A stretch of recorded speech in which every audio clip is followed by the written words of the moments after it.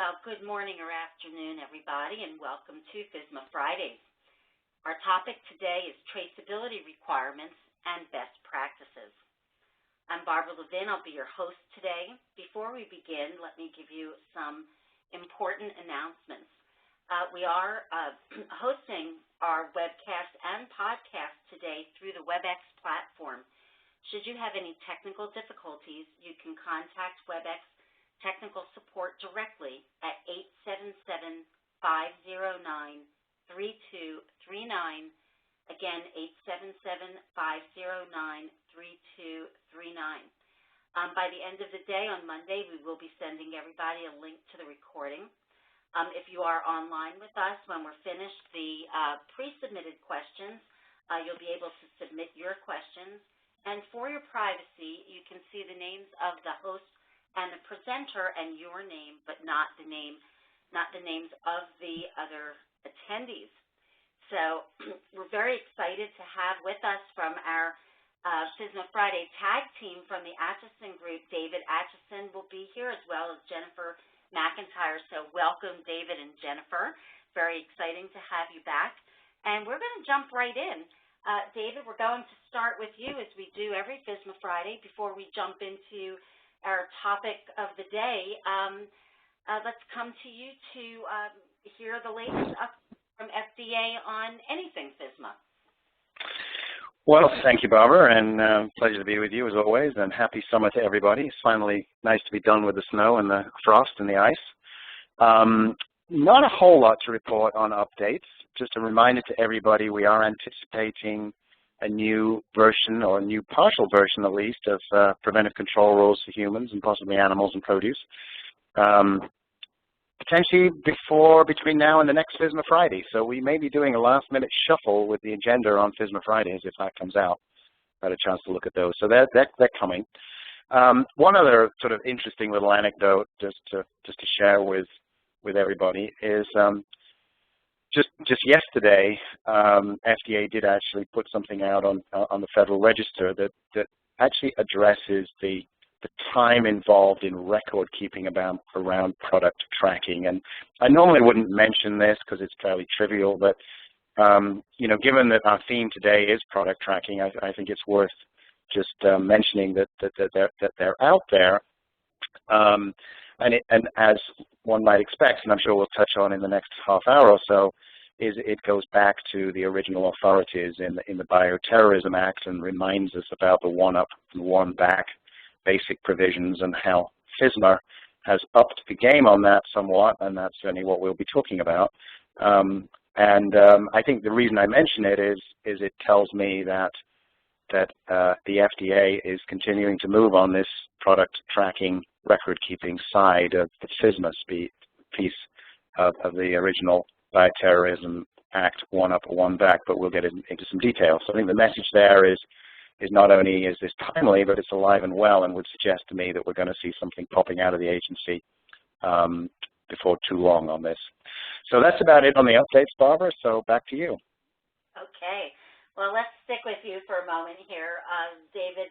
So the proposed preventive control rule requires a recall plan. Is traceability going to then be covered through mock recalls? That's an interesting question, Barbara, and I think my view of this is a recall plan and a mock recall is not the same animal as a traceability system.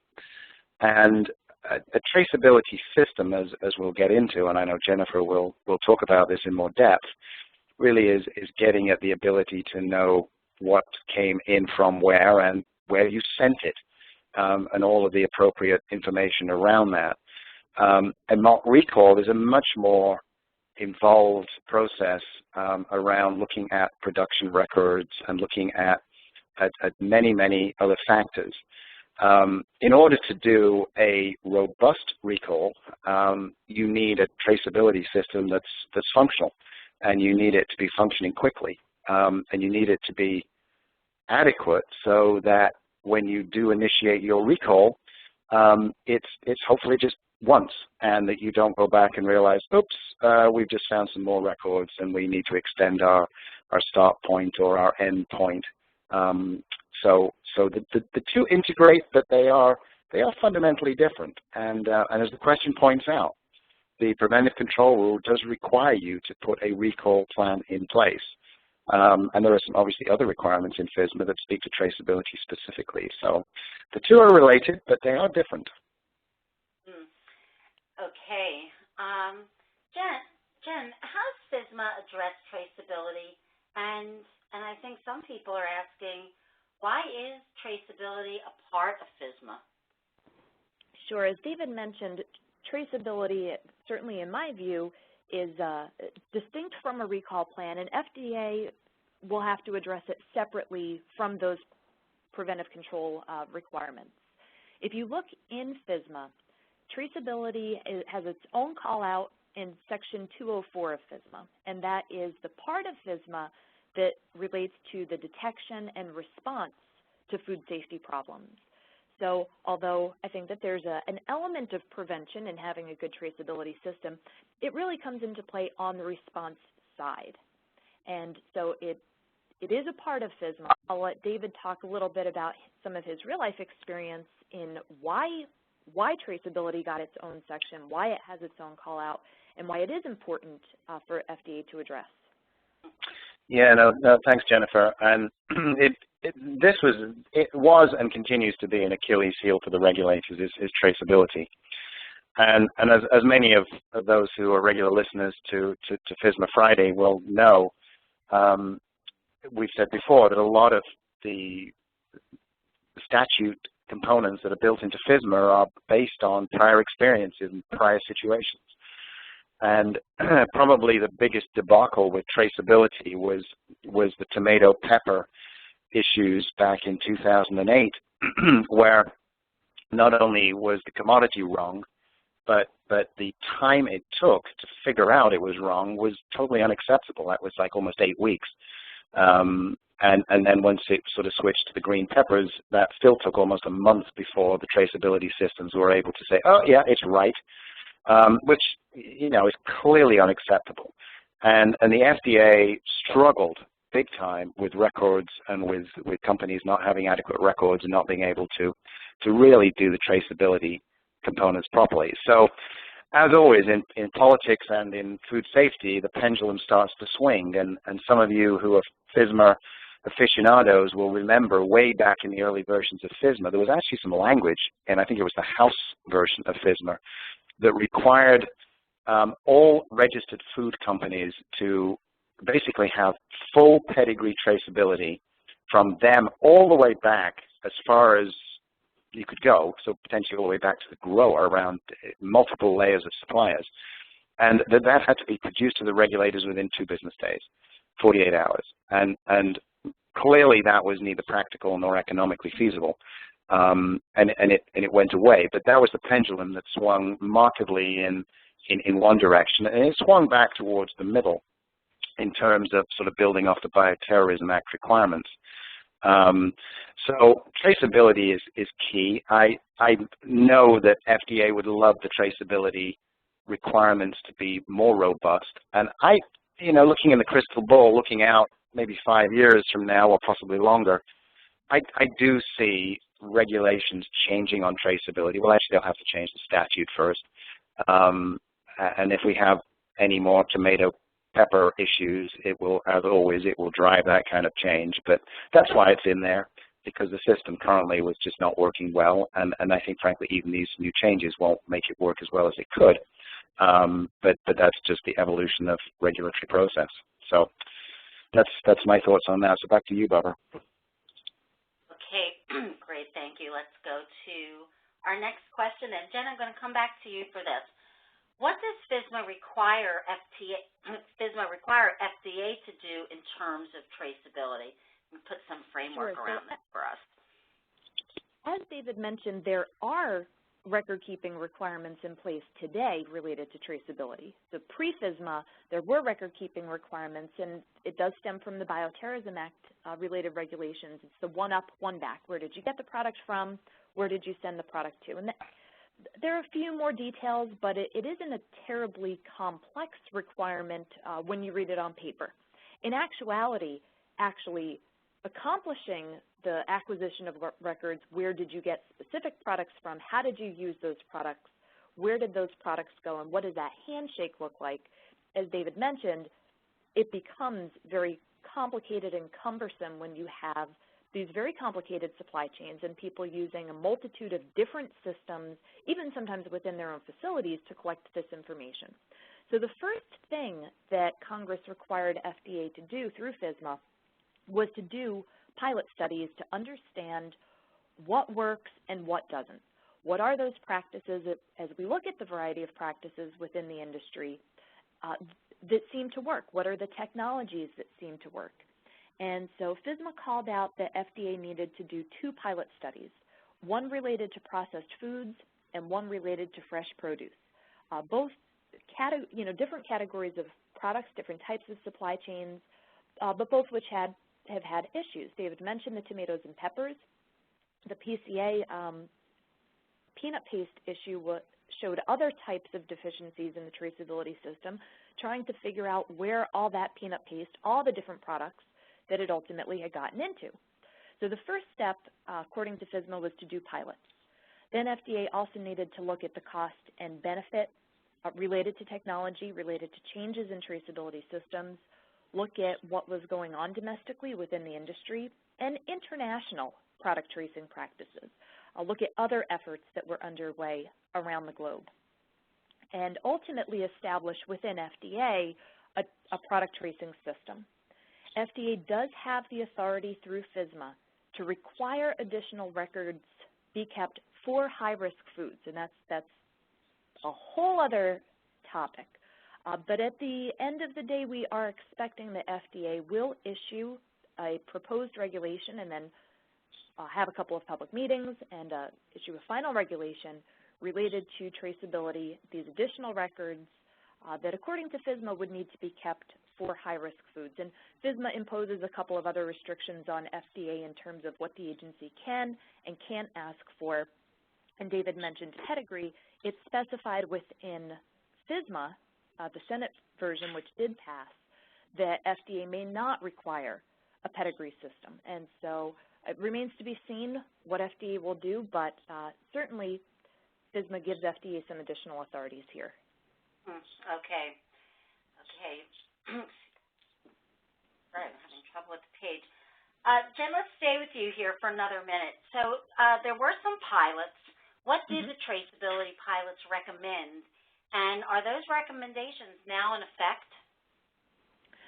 Sure. So I had the fortune of working on these pilots, working with IFT, and we worked with hundreds of stakeholders, got a lot of input to develop these recommendations, and just by chance, there wound up being 10 recommendations that we made to FDA in our report to the agency based on the results of these pilots and on stakeholder input.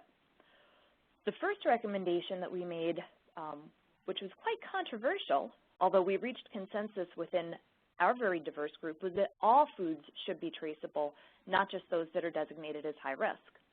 We also laid out a table of what we call critical tracking events and the key data elements, kind of what are those pieces of information that need to be captured, that a company would need to maintain, and when, under what circumstances. A lot of that is very similar to what's in effect today, but I think where we made some movement was in encouraging FDA to accept this information electronically rather than going door to door, taking 24 or more hours at each stop and getting photocopies. And also, we recommended that FDA develop a system to analyze the data that they receive. Rather than laying these photocopies out on a big table, in our pilots, this is what we did. We collected real data from companies, and it was really, really difficult to make sense of faxes and scans and things that were handwritten. And so we were looking for opportunities and made some recommendations on how to improve those systems. We also recommended that FDA work very collaboratively with the industry. Over the past several years, there have been several industry-led efforts that have been initiated and have varying levels of adoption, but they really are, for the most part, moving towards standardized and electronic systems. And we have finally recommended that FDA identify subject matter experts to help the agency understand the specific industry and understand the supply chains in those industries when there is an issue. Now, the document that we submitted to FDA was released for public comment last spring, and FDA kept that document open for comment until the summer. So my expectation is that they are now reviewing those comments. None of these recommendations are in effect because FDA hasn't actually issued even a proposed regulation related to traceability yet. But the recommendations, the full report is out there for people to see, and I hope that it gives folks a good sense of where they should be going. Ultimately, it's up to the agency whether they accept those recommendations and put them into a regulation. Okay. Thank you. David, we're going to come back to you for question 6. So do we think FDA is going to require electronic record keeping? The short answer to that is no. And I'm playing off the word require. The agency does not have the statutory authority at this point to require companies to use electronic record keeping. But if we look at this through the lens of what works and what's leverageable in today's environment, particularly around the complexity of record keeping and record keeping that goes much more expansively than just the records are associated with knowing where product came from and where you shipped it. The agency is certainly recognizing that this is the way of the future, electronic record keeping. And I think they prefer it. They like that approach, and I could see that it's headed in that direction. But I am playing off the word in the question, Barbara, of require, and the answer require is no. So they will let you do whichever you want. But just as a reminder around records with regard to traceability, you do have to produce them within 24 hours. In terms of the one-up, one-back, and as Jennifer has said, the precise details of what you will need to produce are yet to be fleshed out. There's some information in there already back from the Bioterrorism Act, but it's fairly loose, and I expect that to tighten on the high-risk foods, as Jennifer was discussing. One of the little sort of glitch in this is that in the statutes, they did throw out the requirement for compliance with CFR Part 11 in the context of electronic record keeping. And while that's something that anybody in the medical product industry is familiar with, it's kind of a total anathema in the food industry. And this really gets into the authentication and verification and validation of your electronic systems. Are they secure? Is the electronic signature system robust? Is the data intact? Can it be not hacked? And those types of things. And I think that might cause some challenges to the food industry, because essentially this has not been something that the food industry has paid any attention to, CFR Part 11. And in my view of that, and I don't have a ton of experience with it, is that it's a somewhat cumbersome and old system that actually needs to be significantly updated anyway, because it kind of completely messes up the notion of constant updates and upgrades of systems because of the need to continuously revalidate, and that's sort of just it's an anachronism that needs to go away. So long-winded answer to a simple question where the answer is no, but I think it's definitely the way of the future. And I know, Barbara, we're about to launch into some questions in a second, but I do want to just go back to the document that I mentioned very briefly in my FSMA update, and just point out there for those who are sort of scratching their head about, well, who does this Bioterrorism Act apply to, going back to the 2002 Bioterrorism Act, which is obviously post 9/11. And I'm just going to read to everybody 2 or 3 lines out of this very recent Federal Register notice, which really, it does explain who's impacted by this. And it says that, and I'm going back to the Bioterrorism Act, requires that persons who manufacture, process, pack, hold, receive, distribute, transport, or import food in the United States, establish and maintain records identifying the immediate previous sources and the immediate subsequent recipients of food. So I read that because we typically think of manufacture, process, pack, and hold, but the Bioterrorism Act does extend it to include transport, distribution, and importers. And further to that, the FDA in this recent Federal Register document has estimated the number of facilities globally that will have to comply with this or do have to comply with this because the bioterrorism rule is in place now. And they estimate that there's about 379,000 facilities. That's 379,000 facilities are having to collect and maintain these records for one up, one back. So just some interesting little a reminder on who's covered with this, and a reminder that it does extend beyond the sort of the classic registered firms, and the scope is pretty big globally. So anyway, that was just a bit of unsolicited comment that got nothing to do with question 6. So back to you. Well, your wisdom is always welcome wherever we can put that in there. Jen, we're going to come back to you for the last pre-submitted question, and then we'll open it up to all of our participants. What should companies do today to prepare? And the million-dollar question, what do you think FDA will do next? That is a good question, and I know a lot of companies at this point, for many years, have been putting off making improvements to their traceability system because they didn't know what FDA was going to do next. What I would recommend, what I've been recommending companies do is that they read the IFT report, that they look at the recommendations, that they try to figure out how they would have fared if they had participated in the pilots, and give some critical thought. If an outbreak, if they were the subject of an investigation, how would their traceability systems perform? And traceability is about good record keeping, and I say that traceability really is a byproduct of good record keeping. So any opportunity that a company has to make improvements to really any of their systems, any types of automation, upgrades that they're considering, think about if there's a way to just tack a traceability element onto there to improve your traceability kind of on the side. There are a la carte traceability systems out there, but it's up to each firm to determine its current state of record keeping and how it can be better, how it can be more automated, more error-proof, and more integrated.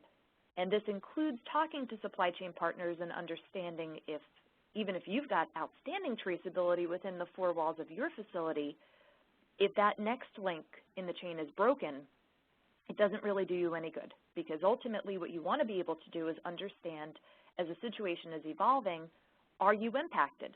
Could you be part of the situation? And so being able to rule yourself out is very important. So looking for that return on investment, again, tying it into other changes, other upgrades that are being made as firms seek to implement even other aspects of FSMA with respect to record keeping.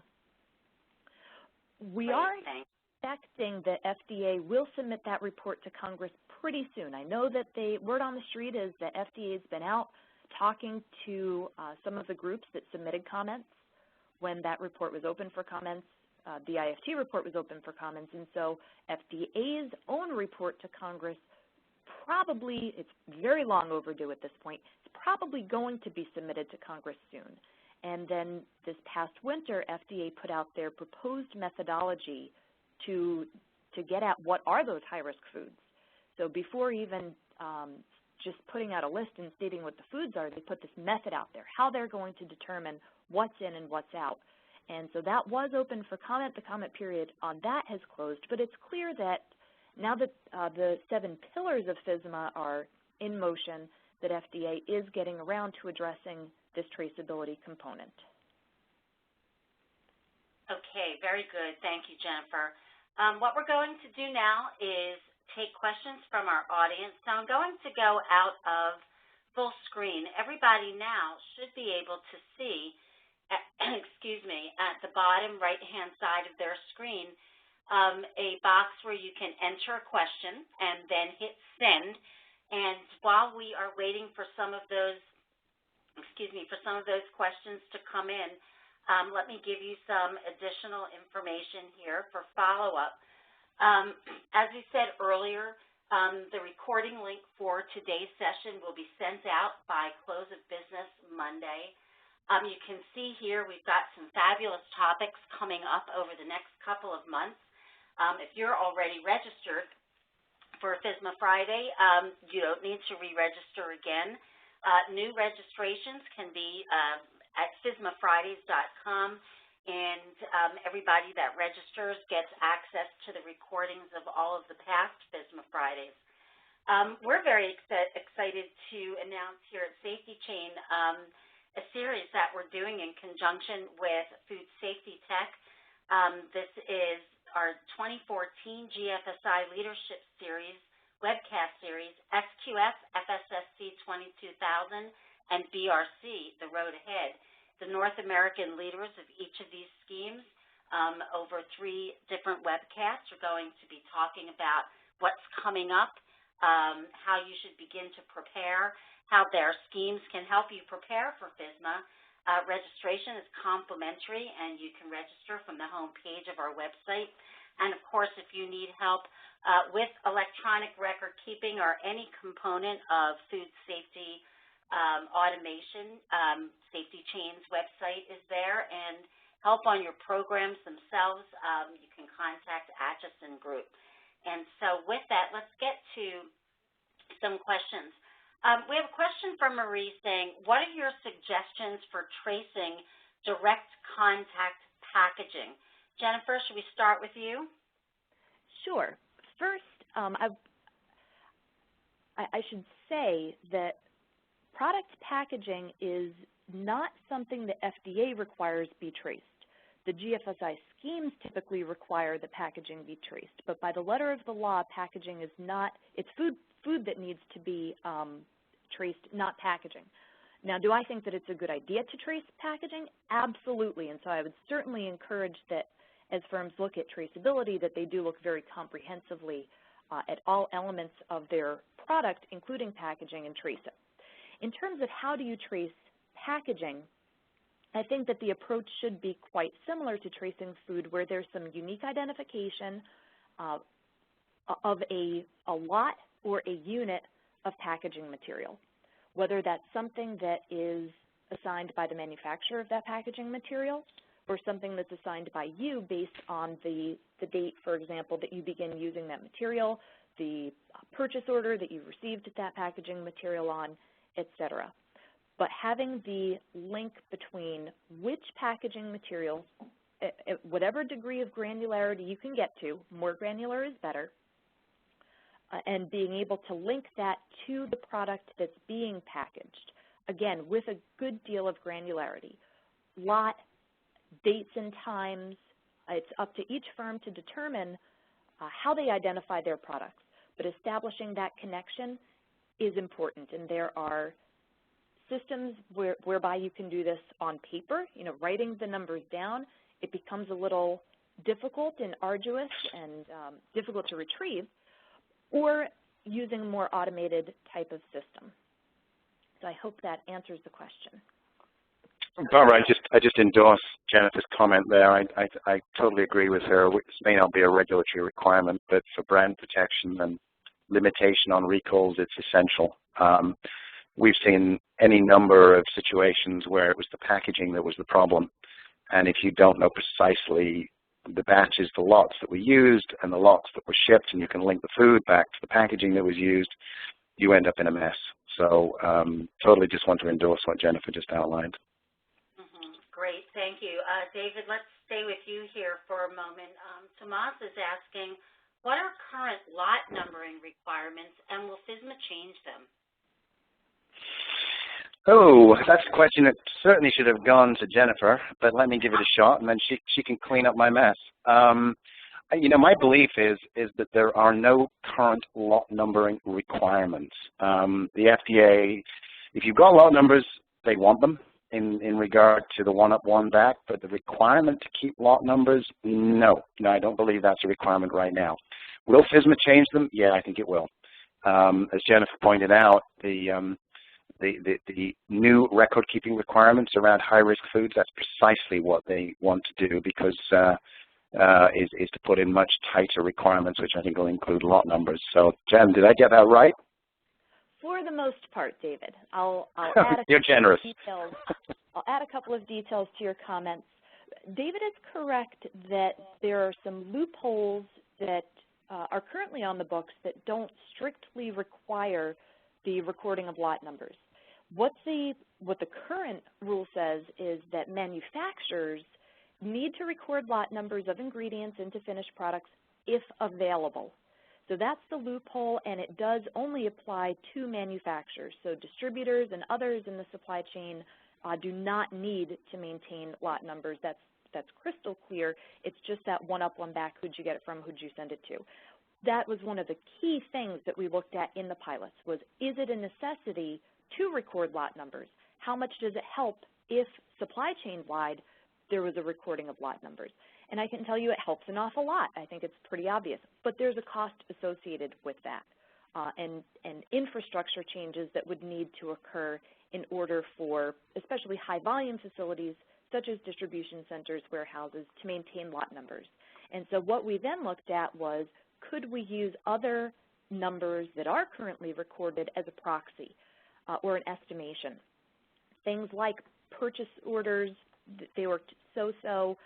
Bills of lading could work. Invoices, not quite as much, but bills of lading that did have additional information on them, those could be used in some cases sort of in lieu of lot numbers. So it's up to FDA to determine how to best strike that balance between protecting public health and getting the information that they need and the cost to industry. When we looked at using these other numbers, purchase orders and bills of lading, the thing that really helped in the analysis was the use of technology. Trying to establish these links between those types of documents by hand was extraordinarily difficult. And fortunately, we had a person on our team, Tejas Bhatt, whose background is in computer science, and he was able to build some models to look at the impact of requiring lot numbers, using other numbers, and so it's to be determined how FDA will or won't require lot or other discriminating numbers. Mm-hmm. Okay, great. Thank you, David and Jennifer. Excuse me. David, question from Paula, and I hope I pronounced your name correctly.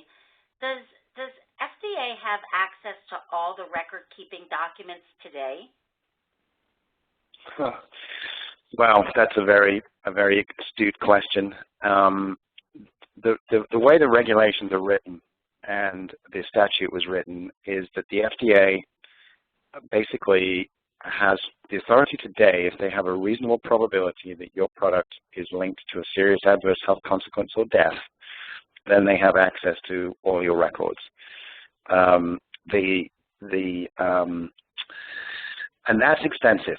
If that trigger is tripped, then they can get at pretty much everything except for personnel, the financial, and the detailed recipes, and they can continue to roll that down, moving from one product line to another product, from one facility to another, if they start pulling on loose threads. But that's a full cause. What we're seeing in practice is the FDA is showing up and saying, show me all your records. And I think there is a questionable authority around that right now, because that's not full cause. Now, FSMA will change that in the context of the Preventive Control rule, because the inspectors, at least based on the statute and the way the regulation was laid out in the proposed rule, will have the authority to come in and say, you know, show me your food safety plan, and more importantly, show me that you can document and that through record keeping, et cetera, that it's working. Now, they've jumped the gun a little bit on that, and at least I think they have, but I'm not an attorney, and I certainly wouldn't recommend anybody challenge them on it, because it's coming down that that road. But if you don't have those records, then I'm not sure that they would be officially able to ding you and get away with it. But this is definitely it's a really good question, because frankly, I think right now it's a gray zone. It's going to head that way, as I've just said, with when FSMA becomes final, which is a little over a year from now, if they stick to their timeline, and I think they will. But if it's full cause, then all bets are off, and they can get at pretty much anything they want, with those minor exceptions. Great. We have a statement from Alan saying, great information. These FSMA Fridays are very helpful to the industry. Thank you for that, Alan. We're glad that we are able to do these every month, so thank you for your comment. Jen, I'm going to come to you. Question from Ruth. What do you do about bulk grains? That is a great question, and it's something that people often bring up. Bulk grains, other bulk products. How can you trace something that's bulk? And my response is generally, you don't just throw your hands up in the air and just say, well, we can't trace it definitively, so we're just not going to keep any records. I think the prudent thing to do is to still capture what's going into the silo, so that you know the dates, the times, the inputs into the system. And what I would really recommend is that there's an individual, a professor at, I think it's Iowa State, and I will look it up while we're talking here, Chuck Herbar. It's H-U-R-B-U-R-G-H. He is an expert in grain traceability and has been doing a lot of work and is developing some traceability information specific to grains. And so he's one of the individuals that I've worked with and that I've looked to when it comes to the issue of tracing grains, because it and other bulk products do present some unique challenges. Okay, and this next question I think is related, and you've probably covered most of it, but is there anything to add? We see this question here. How about bulk material stored in tanks? How much detail is required for those mixing lots? One thing I should add is also whether or not there will be some exemptions for raw agricultural products. There may be instances where FDA recognizes that traceability is not achievable, especially in looking at the cost of trying to trace these types of products versus the benefit of traceability, and looking at where in the system do problems typically occur. And so where is it most important to trace products, and how critical is it to trace at the bulk level when it would be extremely difficult to do so. So I think that's part of what FDA will need to deal with, and I wouldn't be surprised if when a proposed rule comes out, if FDA seeks input and public comment on these types of issues. And I don't know, David, if you have anything that you'd like to add in that regard. No, I think you covered it, Jen. I think these are tough areas. Those are very pertinent questions, and I totally endorse what you said about don't throw your hands up and do nothing. But it is not well defined. Well, I think that was the last of our questions, and so David and Jen, thank you so much for joining us today, and of course to everybody, thank you for joining us. We hope that we see you next month on our July 25th FSMA Friday, where we'll be discussing high-risk food methodology. And with that, we'd like to wish everybody a great day and a great weekend, and we'll see you online next month, we hope. Thank you.